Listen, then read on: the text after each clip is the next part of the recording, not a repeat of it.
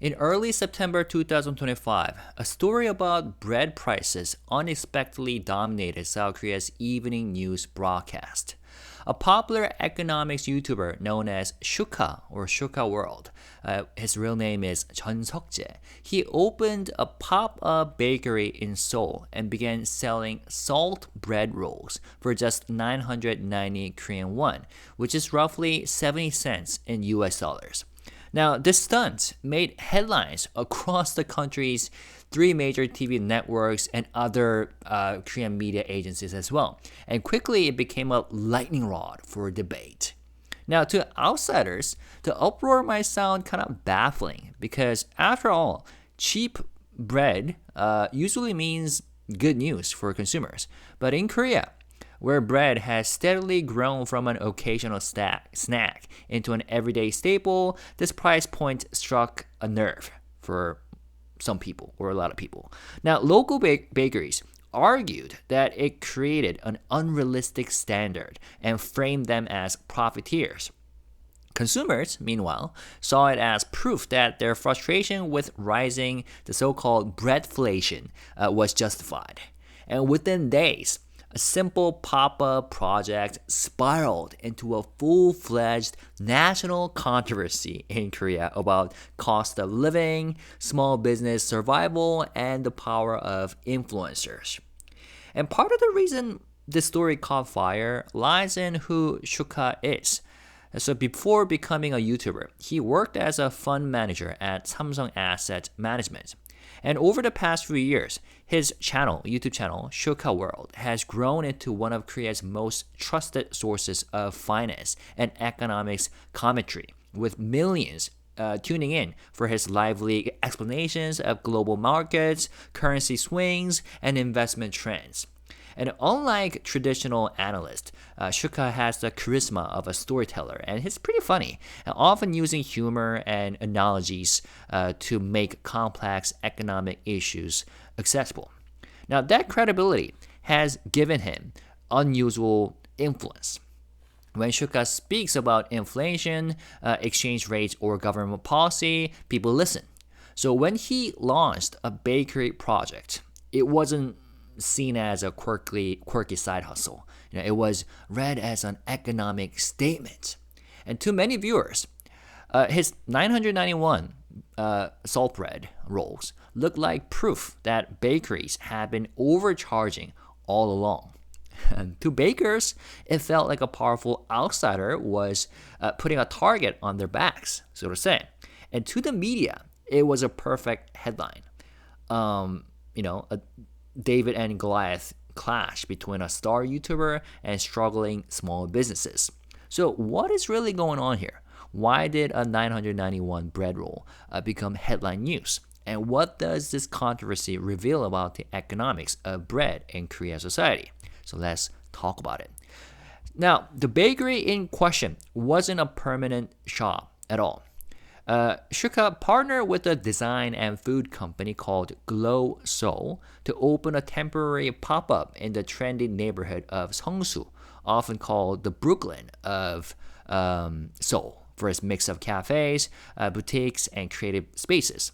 And pop-up's official name was the ETF Bakery, which is a tongue-in-cheek, nod to exchange-traded funds, which is the financial products that Shuka often discusses on his channel. And on the menu were around 35 items, ranging from simple breads to elaborate cakes. And prices varied pretty widely. A basic loaf of sandwich bread went for 1,991, which is about, $1.4, while a full cake cost closer to 18,001. Around like $13. But none of those items grabbed headlines. Instead, one product, the 991 salt bread roll, became the symbol of the entire venture. Now, salt bread, in Korean 소금빵, is one of the most popular bakery items in Korea right now. I don't know because I don't really consume bread, but I guess that's the case. Originally, this was from Japan, and it's a buttery roll with a crisp exterior and a slightly chewy inside. And in Seoul's or in Korea's coffee shops and bakeries, it typically sells for 3,000 to 3,500 won, which is, I don't know, 2.2 bucks to 2.6 bucks.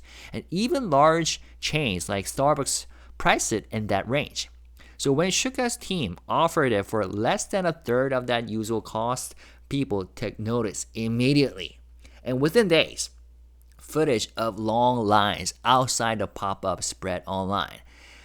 Curious customers and fans of Shuka and bargain hunters, they all flocked to the shop to get a taste of that cheap bread that broke the market. But as quickly as the hype grew, so did the backlash. Independent bakers began voicing their frustrations. To them, the 990 price tag wasn't just aggressive, it was impossible, they argued.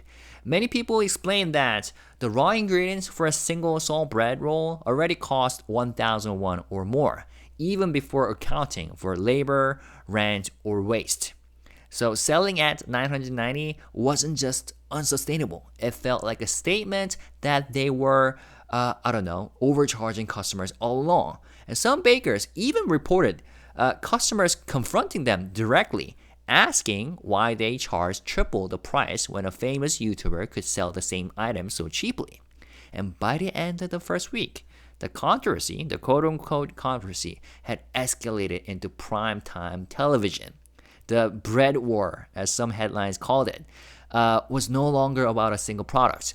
It became a national conversation about why bread in Korea is so expensive, whether big influencers should meddle in everyday markets, and what responsibility someone like Shuka holds when quote-unquote experiments affect real livelihoods. Although Shuka himself denied that it was an experiment or a social experiment. He did this to make money. It was his business, meant to be a business. Now, the uproar over Shuka's 991 bread roll tapped into a frustration that many Koreans already felt, that bread in this country simply cost too much. Compared to Japan or France, where basic loaves are often a cheap staple, Korean prices are strikingly high. According to recent data, a 500-gram loaf in Korea averages about $3.06. And that's slightly cheaper than in the United States, but more than double the price in Japan or France. And prices are rising fast, up nearly 40% in just 5 years. And why is Korean bread so expensive, you might ask? And bakers and economists point to a mix of structural factors rather than simple profiteering. So first, Korea relies heavily on imports. Nearly all of the country's wheat, about 99%, comes from overseas. And that means local bakers are at the mercy of global grain markets and currency fluctuations.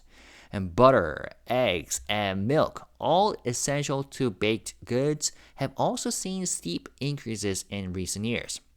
Second, labor is unusually costly in this industry. Unlike in many Western countries, Korea's bread sector hasn't developed a large-scale mass production base, and independent bakeries and franchise cafes dominate instead. And that means much of the work is still done by hand, requiring long hours from skilled bakers.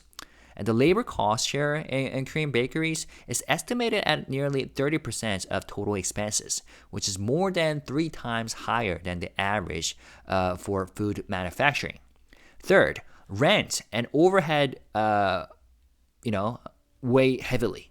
So many bakeries are located in bustling neighborhoods where commercial real estate is pretty expensive. And add to that strict rules against reselling leftover bread the next day, and waste becomes a daily financial hit. And finally, consumers' taste itself plays a role. Koreans rarely settle for plain baguettes or sandwich loaves. Instead, bakeries thrive on creative, indulgent items like croissants stuffed with cream, or buns topped with cheese and garlic, pastries loaded with red bean paste. And these premium offerings require more ingredients, more labor, and often higher quality imports. And as one bakery owner put it, in France, a baguette is a meal, but here in Korea, people line up for a 10,000 won loaf with nuts and dried fruit. So put together, these factors create what some people call a breadflation trap. Prices rise, consumers buy less, which in turn makes it harder for small shops to operate on thin margins. And to survive, bakers raise prices again, pushing bread further into the category of an occasional treat rather than an everyday staple.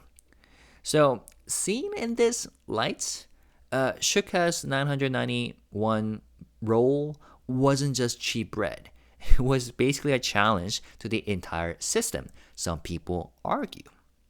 Now, as the controversy snowballed, both Shuka and his partner company, Seoul, felt compelled to explain themselves. So what began as a marketing experiment suddenly carried the weight of a national debate, and their clarifications became almost as widely discussed as the original pop-up. So in a follow-up video, Shuka sounded both apologetic and defensive.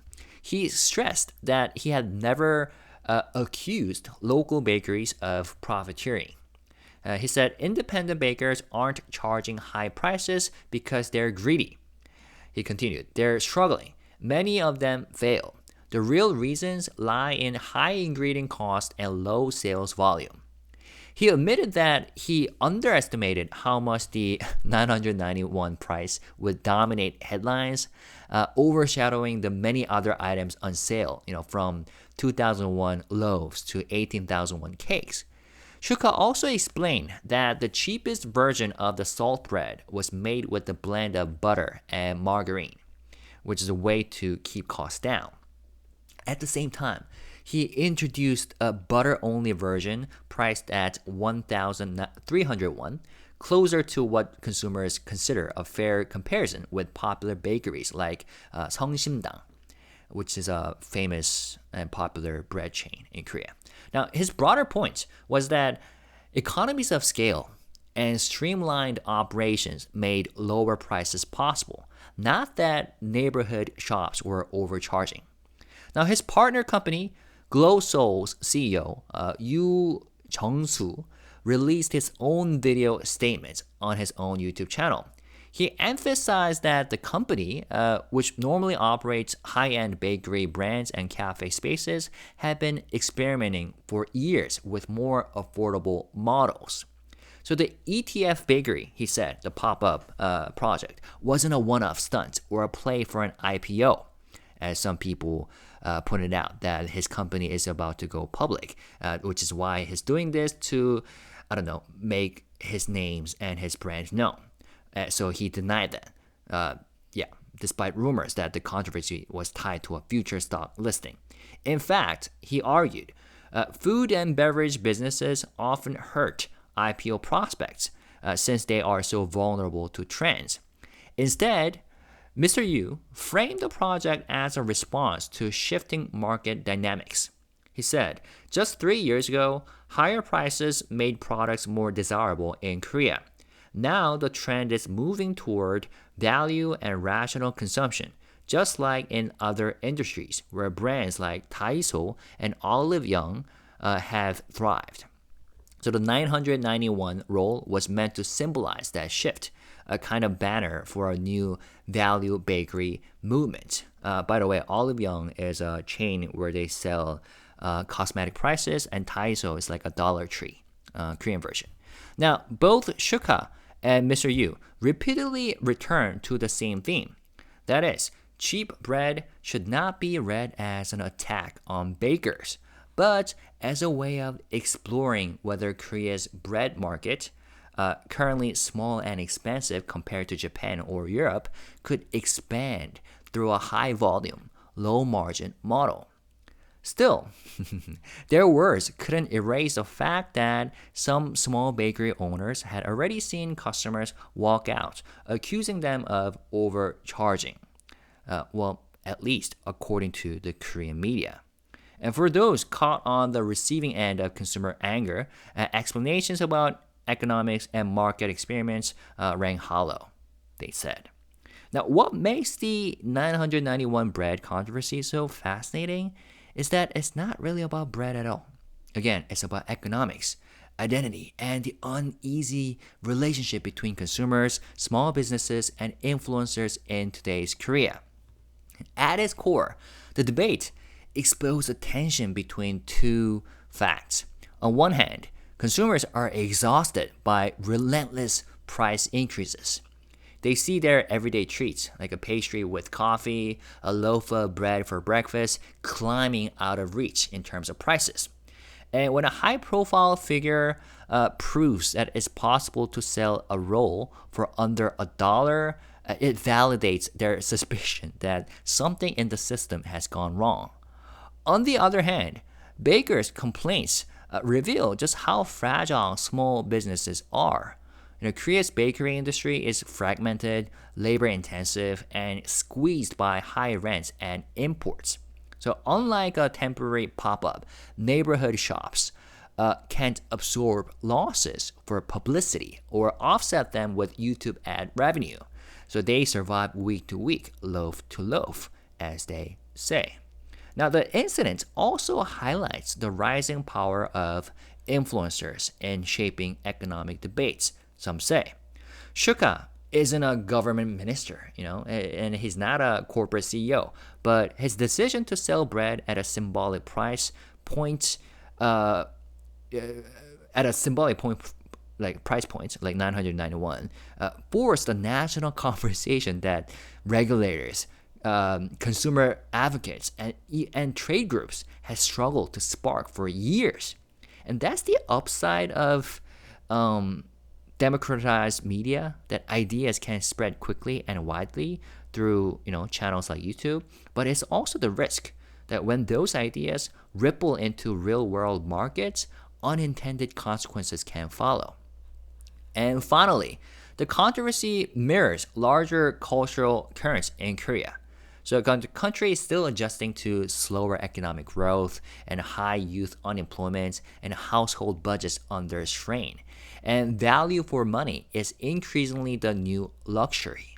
Just as Daiso, which, as I explained, is like the Korean version of Dollar Tree, just as Daiso became a household name by selling affordable household goods, some people wonder if a value bakery could redefine the bread market. But others fear that such experiments, unless carefully managed, could be destabilizing already vulnerable independent businesses.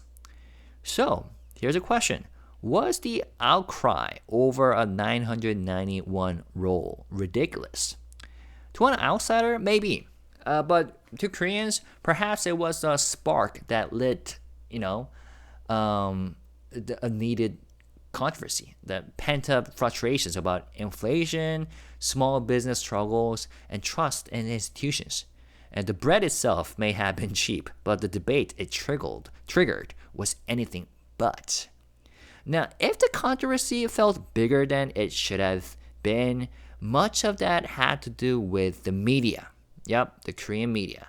Because within days of the pop-up's launch, Korea's major terrestrial broadcasters like KBS, NBC, and SBS all ran evening news segments on the 991 bread roll.